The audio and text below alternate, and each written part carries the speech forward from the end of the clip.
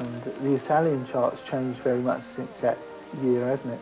And so I think there was only maybe before True we were selling records in England and Spain, and I mean Australia's always been into it, but very few countries. And then with True came out, and it just exploded everywhere, which we couldn't believe. It was something that we wanted, but it wasn't so much the album that exploded for us.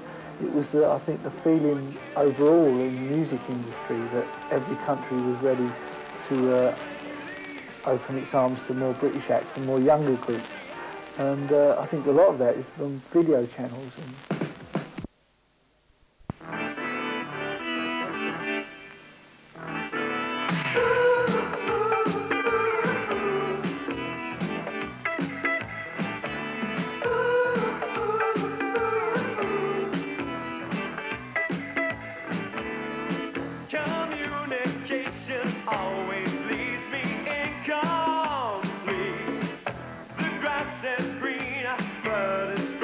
Usually you were present, especially in Italy. Oh, no. See, I think the most important thing about any band is the music, without any doubt. I mean, the only thing that will ever keep you going, it doesn't matter how you look, what you wear, what you say, it's about if you've got good songs. And if you've got good songs, then you're going to last forever and ever.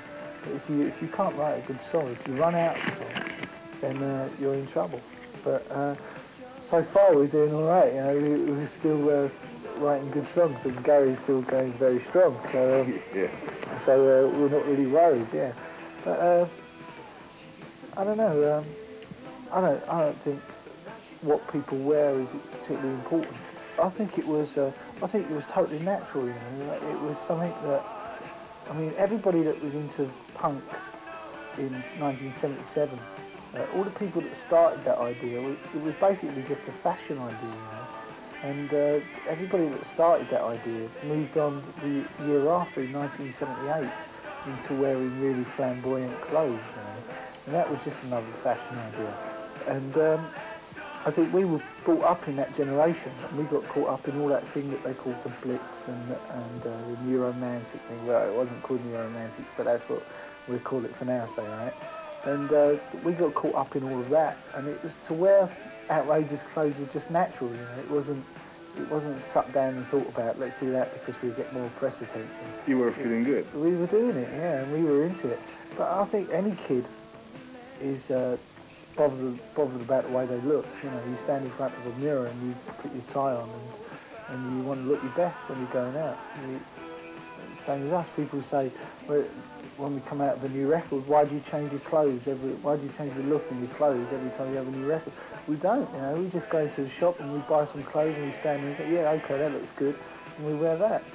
You think that is very important for communication with kids? I mean, could be one of your keys of success, in maybe a sense. Because we never sit down and think about what we're going to do and what we're going to wear. We just go out and we put it together the same as anyone else does. I don't know. I mean, sometimes it works opposite. Sometimes it works to the extremes, like Boy George or Adamant when he had all the stripe across his nose. You know. I mean, that was great. But I mean, kids weren't going to go out and dress him with stripe across his nose. But I mean, it looked really good. Even when Spandau in the early days were really much more flamboyant in what we wore because we were younger, you know. We've grown up a lot now.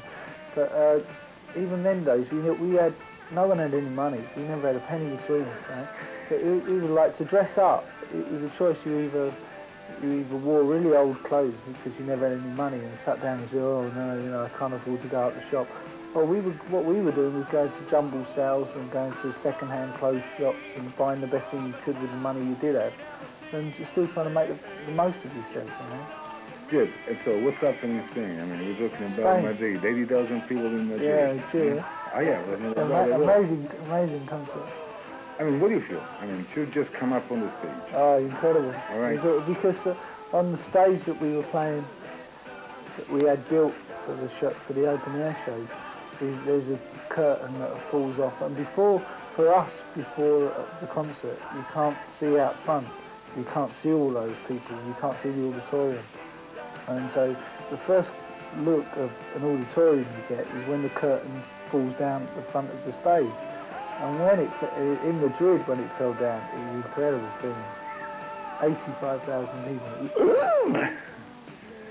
Incredible.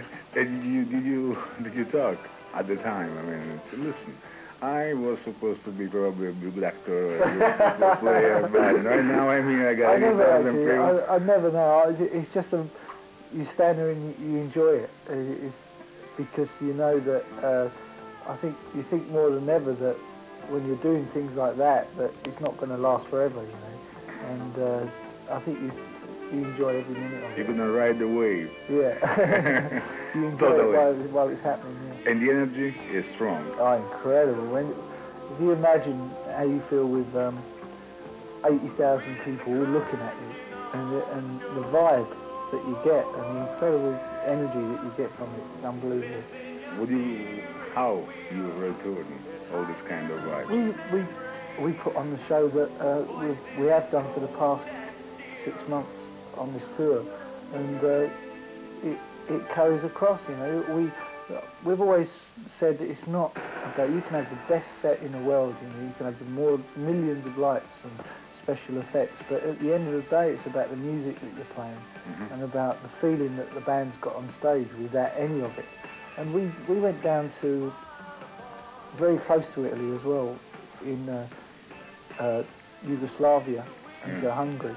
And in some of those shows, we never had any of the lights. All we were playing with is a few lights and just to actually rock and roll and set up. We were in Ljubljana. In Ljubljana, yeah. And it was great because it felt the band, we were just playing away and the kids were, 8,000 kids were still into it, just the same as if they were seeing a massive, great show, you know. I think there's a difference between 8,000 and 80,000 people. Yeah, but it's still, there's not a lot of difference if you can persuade 8,000 people to enjoy what you're doing, the same as if you can persuade 1,000 people to enjoy what you're doing. And when we're playing, what's nice for us is when we're playing, it's like I look around and it's my 4 best friends, you know, are on stage with me, and it's my Gary, it's my brother, and 3 of my best friends, and we just enjoy ourselves. You are supposed to be, I mean, for what I heard, one of the most explosive. Oh yeah? Yeah. Was that in bed or what? I don't know if it was in bed, I mean, for party line and things like that. No, I don't know, I think it's very strange. This business is very strange for what it does for your age, really, because you gather so much experience in a short amount of time. You live a life of, I don't know, 5 times of what you should be doing, and it's crammed into maybe a few years, you know, a whole lifetime's experience. But on the other hand, you've come straight out of school, and for us, we come straight out of school, maybe at work for 6 months, or we've done odd jobs. And so you never feel as if, well, I meet lots of my friends that are my age now, and they're married and they've got some kids, and I still feel like I've just come out of school. And you got any special moment in Italy you like to remember? Yeah, I loved, maybe my favourite memory is playing the Parte 2 in Rome. Yeah. And we took but on the parade tour the year before, and because all of the band, we all took our parents over for 5 days into Rome, and for my mum and dad to see everything, what was happening and the atmosphere, it was the best memory. It was brilliant. And this was nice. And for the next tour, I mean, we're talking about July, and we're talking about the Spandau Ballet comeback, and just touring Italy during the summer, a summer tour. Love that, yeah. What do you think about that? Sunshine. I don't mind. I'll just have a little bag with a pair of swimming trunks and a pair of Ray-Bans. You got any message? If there's anybody that wants to go to a party after the shows, any pretty girls.